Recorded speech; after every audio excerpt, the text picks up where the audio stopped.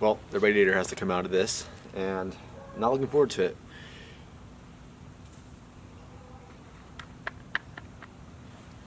Why am I pulling it out? There's a lot of corrosion and it needs to get rotted. It looks like somebody put pure coolant in here, like the Hulk pissed inside my radiator. It is so green and so thick. It's definitely not a 50-50 mixture. So I'm going to walk you guys through how to smoothly pull out your radiator. This is my 97 Dodge Ram B3500. Haven't seen a lot of videos of people working on these, so I look forward to making more videos on just simple repairs that you can do to this vehicle. I'm also going to be replacing the thermostat and the temperature sensor. It's not reading correctly on the gauge, so let's get you closer so that you can take a better look. I'm going to take you off this stand. There we are. Alright, so it's a 5.9 liter V8. Look at how green this coolant is. It is so green. Anyways, when the coolant is lower and throughout the system, you can actually see the fins, and the fins are just like corroded shut. I don't even know how this thing didn't overheat when I drove it home after I bought it, but it survived. Good old V8. Okay, so as you can see, there's a lot of things in the way. There's some aftermarket things. I'm working on plumbing right now, but don't let that confuse you. This radiator actually uses the transmission oil. This radiator actually cools the transmission oil. That's what I was trying to say. Oh my gosh, can't even speak English today. So that's the goal. I'm going to show you guys how we can do it. A lot of you are probably like, why not just pull this all off? I was thinking about doing this exact same thing, but you can't because the AC lines go here in between this bracket, unless you just want to cut it with, I don't know, a cut-off wheel. But this has to come off. These supports have to come off right here. Got to take off the reservoir, overflow reservoir. So it's going to be a very time-consuming project. This video should help. Alright, let's first start draining the transmission fluid from the radiator. Alright, so right here is the bottom of your radiator. Let me go on this side. This is the bottom of your radiator. You have a transmission cooler line that goes there. And you have one way down there. Next to it is a lower radiator hose. And all they do is go and connect to these hard lines. So the one closest to me connects here, and the other one connects right there. So I'm going to end up taking those off and catching them inside the drain pan. And then next thing we'll do is take all the coolant out of the lower radiator hose. This thing has been sitting and it's on a slant, so there shouldn't be much training fluid in there to begin with. I'm going to start on this end because I can control the flow of where the transmission fluid goes. So I got to pull it towards me. Listen a bit. Oh, don't want to snap it out. That would be bad.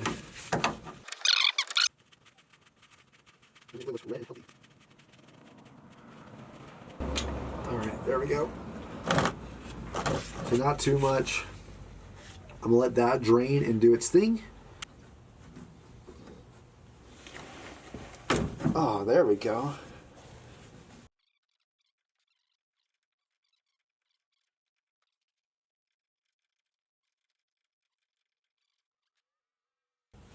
Okay, so I am waiting for the remainder of the transmission fluid to drain on out. In the meantime, I'm going to grab some 5-gallon buckets. We're going to take the lower radiator hose off and just let this thing dump into these buckets. Yes, it's going to make a mess, but that's what we're about. So let's go. Alright, I got my buckets. Let's take off this clamp for the radiator.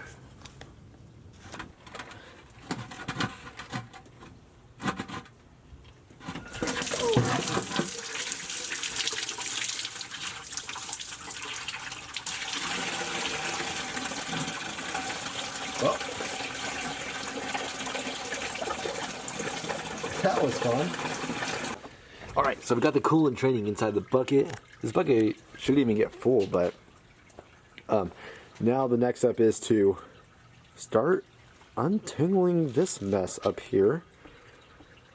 Getting a clear shot for the radiator. Just jump on out onto the ground right over there. But here's what I'm talking about, the corrosion. Now the coolant level's down. I mean, look how awful that is. That fin's not even opened up. Alright, so we are going to take off the air intake. There's two clips that you can access down here. All you're going to do is pinch them together. I'll be able to get one out and show you.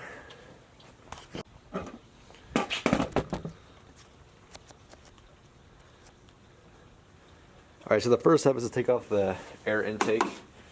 But there's clips down here and they're kind of hard to get to. You don't have to do this, but I am, just to make my life easier and not a living hell.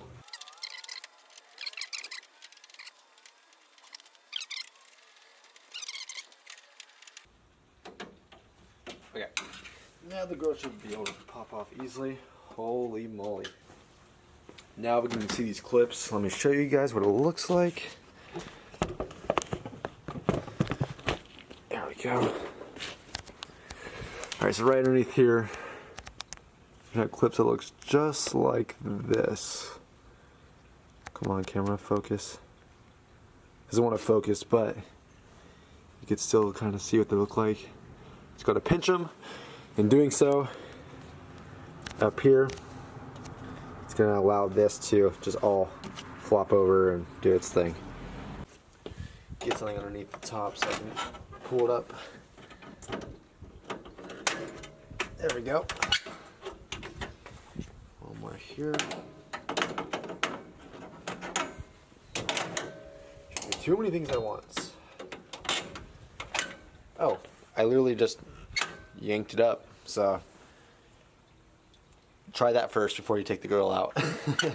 This way, neat, pulled it up. Okay. Well.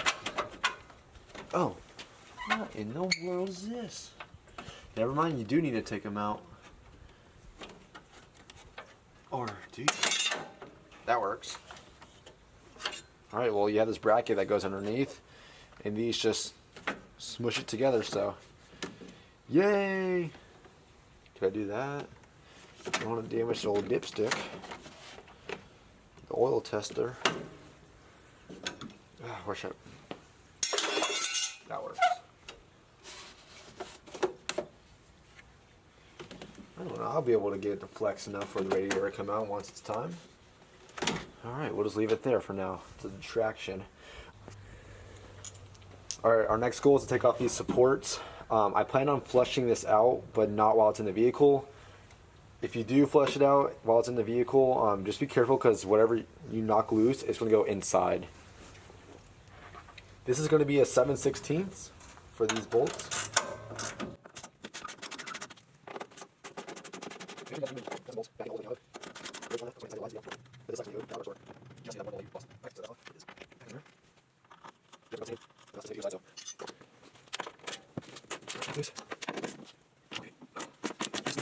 Alright, so it looks like we're running into a bit of a problem here. That appears to be not a 7/16, but we'll find out.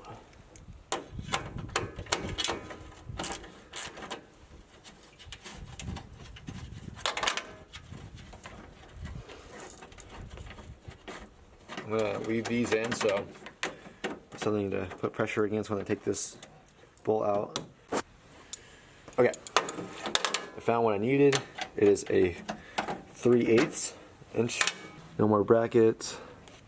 Dipstick tube can move more freely because of it. So the next thing I'm going to do is take off the upper radiator hose. Turn up the brightness for you guys. There we go. Upper radiator hose is right there. The next thing on my list is to take this shroud out. The shroud can actually drop down to the bottom, does not need to come up through the top, so I'm going to get on with that next. There we go. That works. Alright, so we're on the driver's side of the engine. In order to take the shroud off, there's two bolts. There's going to be one located here, and then one located way down there at the bottom, right there. This is a two-piece shroud, meaning it has an upper and a lower unit. You can undo them if you needed to. I'm not, for the sake of time, but let's get to taking that off. Okay, so the bolts holding the shroud on are a tin. You can see the gap right there. The shroud does not need to come out all the way. It can push over the fan, the clutch fan, pretty easily. Now, the next thing we need to do is take off this overfill tank right here.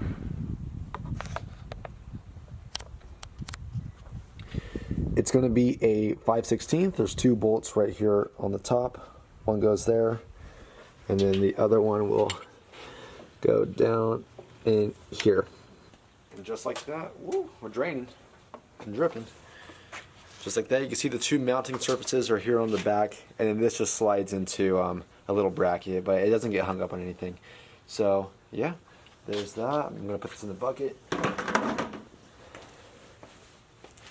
I actually want to show you now that it's in the sun how bright this coolant is. It is so bright. It's not even diluted. Look at that. Okay, now we can pull out the radiator.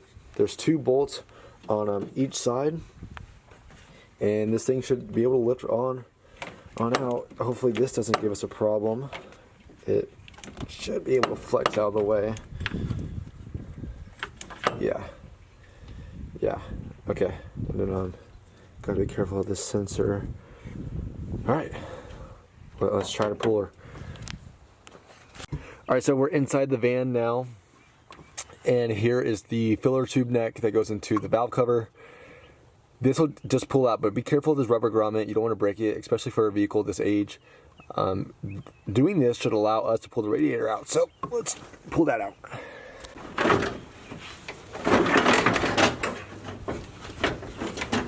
See, it's turning completely sideways.